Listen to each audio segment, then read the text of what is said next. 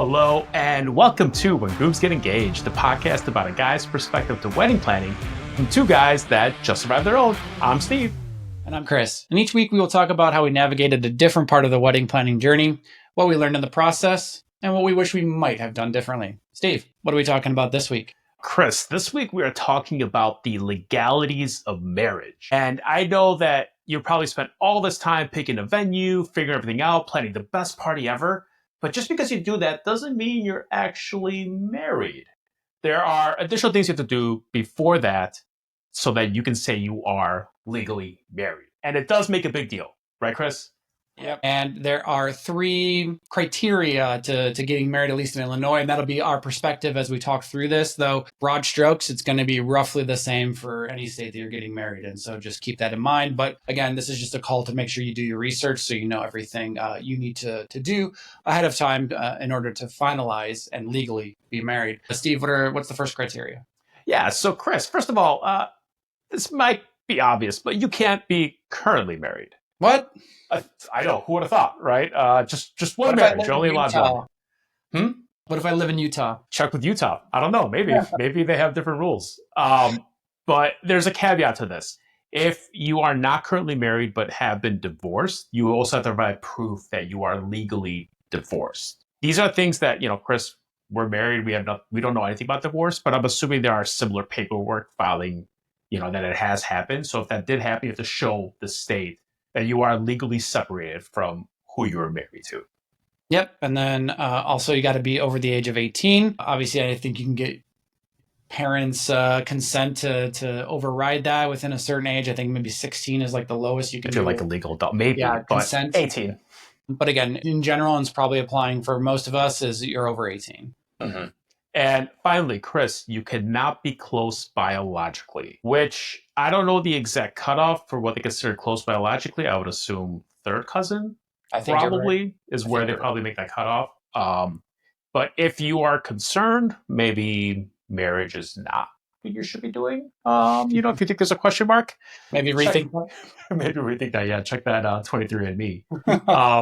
Yes. So after you done your check mark, you see that you can be married in, your state and jurisdiction. Chris, what are our next steps?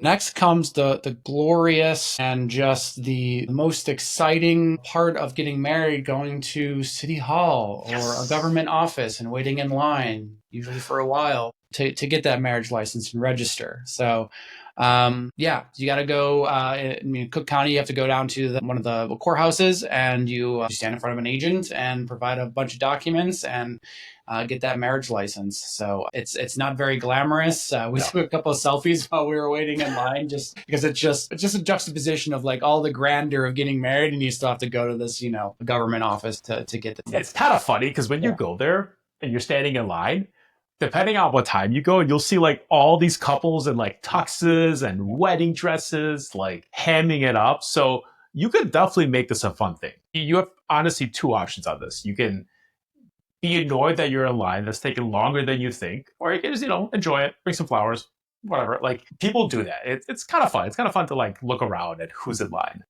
Some things to note, you'll probably have to bring proof of your age. So like a driver's license, passport. There's typically a fee. So I think in Illinois it's $60, but that might vary from state to state or county to county. And also you will be signing your marriage license there with the agent, though. Steve, is it finalized there? No, Chris, it is not. Once you have your marriage license in hand, all that it means is that now you can get married. You're not actually married. So they give you the license and it's not valid until the next day, and it's only valid for 60 days. So what this means is that, let's say you do this on a Friday, on Saturday, you can then either go to the courthouse and have the state witness your marriage, have a civil ceremony and have your officiant witness your marriage, or go to the church and have the church witness your marriage. Any one of these entities will then sign that paperwork and send it back to the state saying that you have been married. Yeah, and an interesting thing to note too, in Illinois, at least Cook County, once that's mailed back, they don't actually send you your marriage certificate. You have to go in and request it. So that is actually something. On my next trip to Chicago, I'll be going to pick up our marriage certificate. Chris, this is something I cannot stress enough. Since the city does not mail it back to you, I recommend that after you get married, give it like 2 to 3 months, 2 months probably, go and request your license because it is very possible that mail got lost. Maybe whoever signed it incorrectly or sent it to the wrong place. I know we had this issue. Our church signed it, send it off to the state. And since the state doesn't actually tell you if anything's fine or not, we assumed we were married until we had to get our physical license, which we then waited in line, got there, talked to them. After an hour, we find out that the church allegedly had mailed the wrong thing. The church said they mailed the right thing. The state said they mailed the wrong thing. It didn't matter. The point is, it wasn't legally filed. So then we had to go back to the church and be like, hey, we were told this. The church is like, okay, it's okay. I have a contact. So then the church replied back to them. They faxed them a copy of something. The church re-signed it, faxed it back. It was a whole production. And then we finally got our marriage license. Wow. But my point is, be proactive. Just go double check, and get it done. Because make Chris, sure it doesn't have everything's to be filed a church away that properly. But again, if you are proactive or a type A person and you want to go and get that early and get it done, again, just realize that it's only valid for 60 days. So you can't do it too early. And it was a fairly quick process in like downtown Chicago for us to go grab it. So, you shouldn't need too much time or have to worry about it. Just make sure you get there before they close. Yeah. So, Chris, after you have your license, one of the easiest ways to become married that gets rid of all of this hassle is for sure 100% going to be filed correctly is to come the next day and go downstairs to the courthouse and have the city marry you. Do we know anybody that's done that? Carl's brother, I know, did. I saw some really? pictures. Wow. I know Glow's sister, I believe, is what she did as well, if I recall correctly. But we know some people. Yeah. Yeah. So what this does is you go downstairs, you give your paperwork to the judge that's presiding. And the judge is essentially the state. So the judge will sign it saying you are legally then married and they will file it. So there's no question it goes to the right place. And this is kind of what a lot of people do just to get the legalities of it, out of the way. Yeah. And I'm sure, I don't know much about this process, not having gone through it, but I would assume you have to make an appointment and register a time that you have to be down there for your wedding. So just make sure you look that up and see what the requirements are. Cause I'm not sure what the lead time is. Is it a week, 2 weeks? Is it the next day? I don't know, but I'm sure in a large metropolitan area, they probably have a lengthy lead time. I'm going to guess at least a couple weeks. Yeah. Outside of that, Chris, this is something that we both also did is you can have a ceremony, which is where your officiant is essentially your witness and they sign the paperwork. However, your officiant, I'm not sure on. I think I may have been con, may have been not con. Your officiant needs to be ordained with someone. Yeah, at least registered. Right? So for Illinois, it's pretty easy. I think you honestly just click through a couple slides on their website and then type in your information and then boom, you're ordained. Yeah. I believe a couple other states, though, have a more robust process, or there's maybe some other hoops you have to jump through, but just make sure you look that up ahead of time so you can make sure that's all taken care of well in advance. I know I'm ordained in Michigan for my sister. Bill, how long does it last? Is it forever? Or? I don't know. I keep getting emails from the place. They're like, Reverend Steve, congratulations on 2 years of marrying people off or something. I'm like, oh, great. I'm an expert. It's amazing. Oh, and I'm sure Greg had to be ordained in Illinois, right, to sign it off. I think we should refer to you as Reverend from now on. Maybe. Yeah, Chris, learn some respect. But yeah, so at that point, your officiant is the one who would sign that and send it off. Now, when it comes to your officiant, you kind of have a couple options. You can hire a professional officiant, and you will have no worries, they'll be ordained, they do this all the time, they're experts.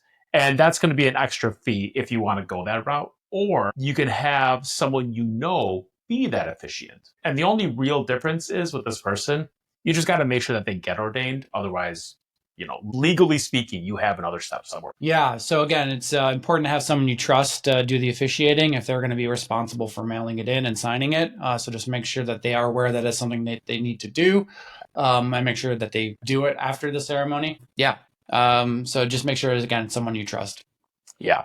So, what I remembered. Another part is if you have hired a wedding planner, generally they will be the ones that take care of it for you. So they will make sure that your officiant signs, and then your wedding planner that you've hired will then mail it in for you and make sure everything's taken care of. Though this likely does not apply to a day of coordinator. So just be aware of that distinction. yeah, and these are things that are really easy to get lost in the shuffle. So just kind of have it in the back of your mind just to make sure it all gets filed away. And okay, so now, Chris, you have all this set up. You're deciding you don't want to do the courthouse. You're not religious. You don't want to get married in church. So you opt for the non-religious ceremony, which I'm sure we've seen in media. We've seen the pictures. You're at the park. You have your friends saying some nice words. You're in front of a flower arch. But like, what exactly would a non-religious ceremony be like? Yeah, so it can be a little bit more work, especially for your officiant in a non-religious ceremony, because you don't have a standard script or passages that you have to read in kind of a normal context. So the great thing is that you have a lot of flexibility. The bad thing is you have a lot of flexibility. So you have to kind of craft what you want read there, and you have to work with your officiant, as we've talked about before, on what you'd like to be said. What kind of tone is it? Should they be humorous? Should it be more serious? Should it, be a little bit more refined? Or are you open to doing, just kind of a more relaxed ceremony? So that's everything you have to kind of discuss ahead of time. There are plenty of great templates out there that you can just, Google and look at and kind of research on your own to see what kind of tone you want. And I'm sure also you can look at AI services like ChatGPT and stuff that can also maybe help craft a ceremony script for you that you can kind of take off the internet and kind of take some pressure off yourself. Yeah. And just to kind of reiterate that, Chris, all of the, freedom that you have and the leeway, this is a smorgasbord. You kind of get to pick and choose what you like, what you value. And just because it's a non-religious ceremony doesn't mean you won't see parallels to things you've seen in church. Especially in America, you're talking a Christian country, you will have some of that seeping in.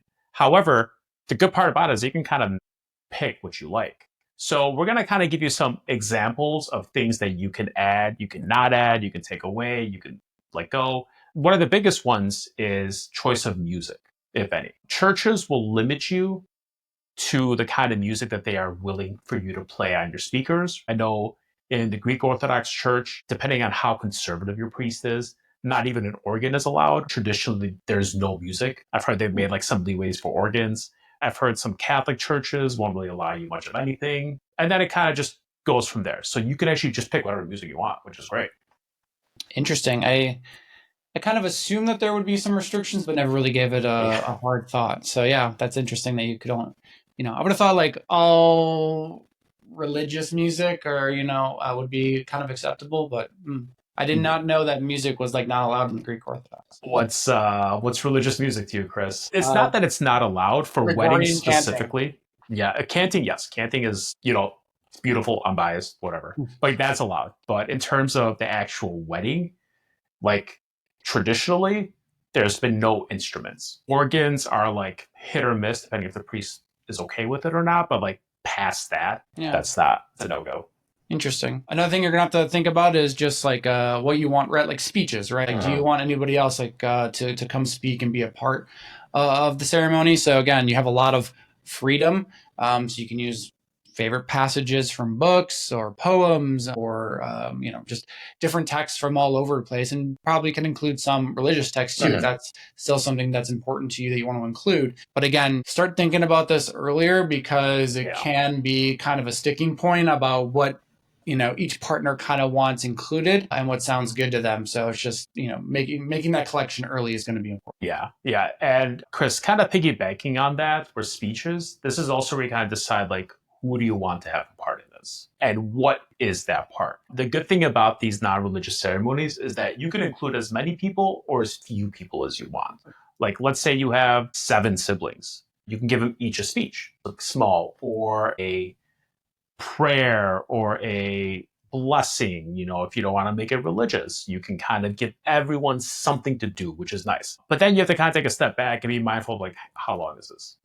That's the other big question. Like, how long do you want your ceremony to be? So, Chris, did you guys give Greg any outlines? Be like, hey, this is what we want, but like, don't make it that long, Yeah, I think we had that discussion kind of early on about the kind of timing we were thinking Mhm. about. So we were saying, all in all, our ceremony would be no longer than 30 minutes, but our target Fair. was more in the 20-ish minute mark. Again, at the end of the day, we want it to be important and we want to be able to say everything we need to say, but we know everyone is there to party and have a good time. And so we didn't want it to go too long. And so that can be kind of the benefit also of having a non-religious ceremony. Mhm. It's like you're not beholden to um, doing, going through all those hoops in a way, because some of those services can be easily 30 minutes, even if not 45 30. to an hour. Yeah.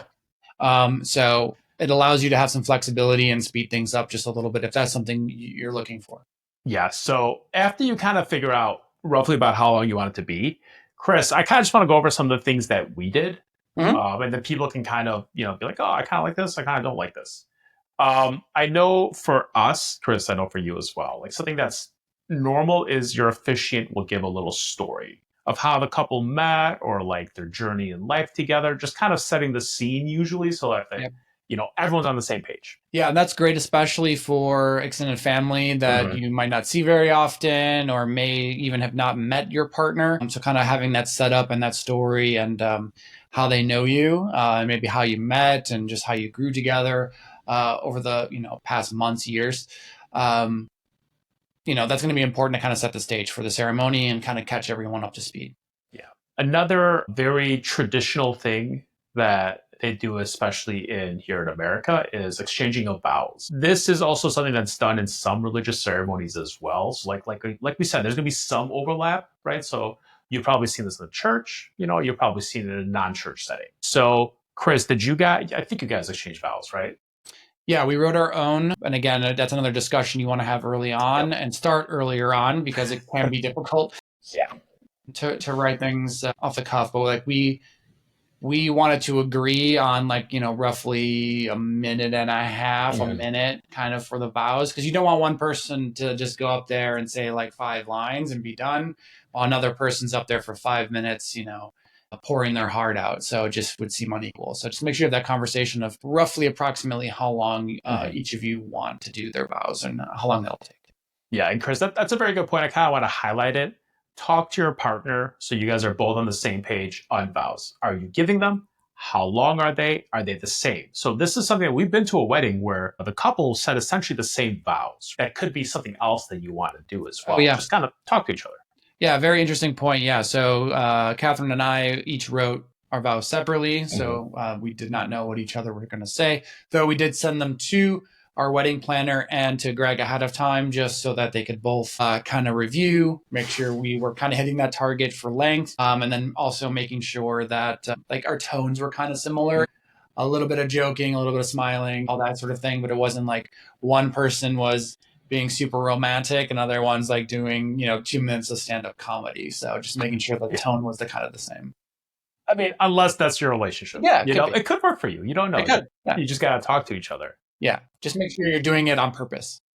Exactly. Just you're on the same page. And then the other thing too I wanted to say with the vows is I think this is true for all of the states, but this is the important part is saying like you are willing and able and say I do to getting married to each other. You are giving that permission. That's also an important part of the legality of getting married is whether it's a religious ceremony or non-religious ceremony, you have to, say that you are entering this marriage and say that you do. So like that's a very important part. And the marriage is not legal unless that happens.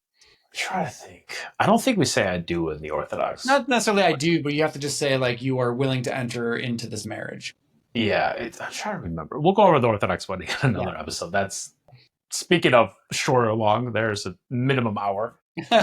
Anyway, going back to the non-legal ceremonies, another big thing is some kind of blessing for the rings. Yes. And people do a lot of different things for this. Chris, I know for us in Greece, we had my sister recite a small blessing for the ring before Mhm. giving it to us. Did you guys do anything? I know I briefly mentioned this in a previous episode, but we did some deep diving into different non-religious traditions Mhm. for a non-religious ceremony. So, discuss like ring warming, where maybe the parents or close family are able to hold the rings ahead of time. They're supposed to say like a blessing Mhm. ahead of the exchanging of the rings. There could be candle lighting, where you both light candles. I think I also mentioned sand pouring, where you might have two different colored sands and you pour them into a larger container, showing that now you're, you know, your lives have now become merged and can never be separated again, is kind of a symbolic gesture. One I almost considered was like kind of a wine ceremony. You can pour like two cups of wine into one and share like a celebration of wine if you're both into wine or both drink. You don't have to mix like two different ones. I wouldn't recommend that. Mix the same one just from two different glasses. You could plant a tree. Like I thought that one was kind of cool too. Is you can kind of take a small like tree or plant and move it to a larger pot, and it's like to symbolize your love growing, and you can watch that plant or that tree grow over time as like your love deepens. Yeah, so there's a lot of things you can do. Yeah. A lot of them, it all comes down to what you want your relationship to symbolize, and also how much time you have. So these are just things you have to think about. And then all of these usually end with some pronouncement. And Chris, like you mentioned it, with the I do, Yeah. right? So that's usually how your officiant will end it. You say I do and then pronounce you husband and wife. And then you get your beautiful pictures, rose petals throwing everywhere. Everyone's up, clapping, smiling, and you're still not married. Because when this is done, you better, after your pictures, talk to your officiant and be like, hey, I need you to sign this right now.